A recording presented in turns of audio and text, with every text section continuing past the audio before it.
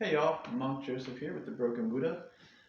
Today I want to talk about good and evil, more specifically the tree of knowledge of good and evil. This is part of the Christian Contemplations series, so let's just dive right into it. So you see the story, but what you probably don't see is the parallels in your life. And the best way I can explain this is if you're wasting your entire life identifying everything as good or bad based on your knowledge, that is where that poison and kind of evil will like set into your mind, and you'll pretty much waste your entire life doing that instead of enjoying life and experiencing life. You're not experiencing life, you're experiencing, your reactions to your indoctrinations is all you'll ever experience in existence. Um, so that's really all there is to it. There's really not much more.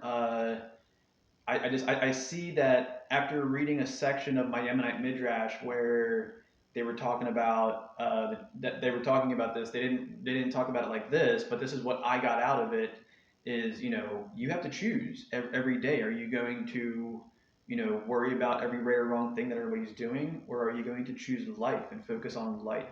Um, I am a religious person. I am a man of faith. If you watch the channel, you know that. But I don't think people ever really consider this stuff. Are you enjoying your life, or how much of your day is consumed with identifying thing as good and bad, right or wrong? At the end of the day, it's if you are religious and a person of faith and you understand the oneness, then it's all one thing, and an expression of one thing, and we'll return to one thing eventually. But and more on that, a lot of people think that like death is bad, like certain things are like birth is good, death is bad, and the whole concept that you're missing there is you probably think, oh, God is present when something's being born, I've experienced it. God is present when something's dying too, or being killed, or something horrible that's happening to the person. You can't, you have those two extremes of birth and death. God is there, then God's there everywhere in between, if that's how you believe and that's how you get down.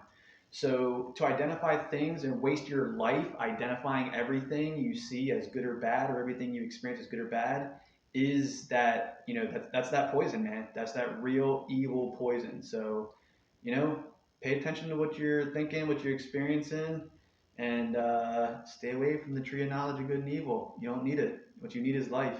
Thanks for stopping by. Peace and blessings.